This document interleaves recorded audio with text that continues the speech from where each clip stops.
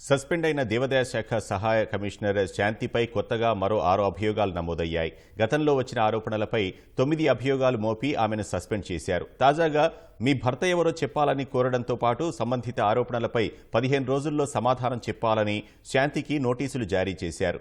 ఈ మేరకు దేవాదాయ శాఖ కమిషనర్ సత్యనారాయణ తాకీదు జారీ చేశారు. ఇప్పటికే వివిధ ఆరోపణలతో ఉద్యోగం నుంచి సస్పెన్షన్కు గురైన దేవాదాయ శాఖ సహాయ కమిషనర్ శాంతిపై మరో 6 అభియోగాలు నమోదయ్యాయి. ఇటీవల ఆమె నిర్వహించిన విలేకరుల సమావేశంలో ప్రస్తావించిన అంశాలు, ఉమ్మడి విశాఖ జిల్లాలో సహాయ కమిషనర్గా ఉన్నప్పుడు చేసిన ఉల్లంఘనలకు సంబంధించి కొత్తగా 6 అభియోగాలు మోపారు. దేవాదాయ శాఖలో 2020లో ఉద్యోగంలో చేరినప్పుడు భర్త పేరు కె మదన్మోహన్ అని శాంతి సర్వీస్ రిజిస్టర్లో నమోదు చేయించారని, గతేడాది జనవరి 25న ప్రసూతి సెలవుల కోసం దరఖాస్తు చేసినప్పుడు కూడా భర్త పేరు మదన్మోహన్ అని పేర్కొన్నారని దేవాదాయ శాఖ కమిషనర్ సత్యనారాయణ తెలిపారు.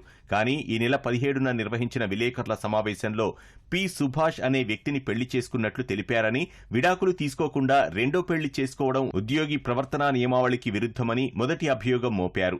ఆమె తీరుతో దేవాదాయ శాఖ ప్రతిష్టకు భంగం కలిగించారంటూ రెండో అభియోగం మోపారు. కమిషనర్ అనుమతి లేకుండా విలేకరుల సమావేశంలో మాట్లాడడంపై మరో అభియోగం నమోదు చేశారు. ఎప్పుడు ఎలా మాట్లాడాలో మీకు బాగా తెలుసు సార్, మీరు పార్టీకి వెన్నెముక అంటూ ఎంపీ విజయసాయిరెడ్డి గురించి గతేడాది మే 28న ట్వీట్ చేశారని, ఇది ఆ పార్టీతో ఉన్న అనుబంధాన్ని సూచిస్తోందని నోటీసుల్లో సత్యనారాయణ పేర్కొన్నారు. ప్రభుత్వ ఉద్యోగిగా ఇది నిబంధనలకు విరుద్ధమని అభియోగంలో తెలిపారు. విశాఖలో నివాసం ఉంటున్నప్పుడు అపార్ట్మెంట్లోని మరో ఫ్లాట్లోని వారితో గొడవ పడగా 2022 ఆగస్టులో ఆరిలోవా పోలీస్ స్టేషన్లో నమోదైన కేసుపై వివరణ ఇవ్వాలని కోరారు. శాంతికి అధికారం లేకపోయినా సరే ఉమ్మడి విశాఖ జిల్లా పరిధిలో అనకాపల్లిలో సిద్ధేశ్వర స్వామి ఆలయం, చోడవరంలో విఘ్నేశ్వర ఆలయం, హార్డేంజ్ రెస్ట్ హౌస్, లంకెలపాలెం పరదేశమ్మ ఆలయం, పాయకరావుపేట పాండురంగస్వామి ఆలయం, ధారపాలెం ధారమల్లేశ్వర స్వామి ఆలయాలకు చెందిన దుకాణాలు, భూముల లీజులను 3 ఏళ్లకు బదులు 11 ఏళ్లకు రెన్యువల్ చేసేలా కమిషనర్కు ప్రతిపాదనలు పంపడం, అవి రెన్యువల్ కావడంపై వివరణ కోరుతూ అభియోగం మోపారు. వీటన్నింటిపై 15 రోజుల్లో వివరణ ఇవ్వాలన్నారు.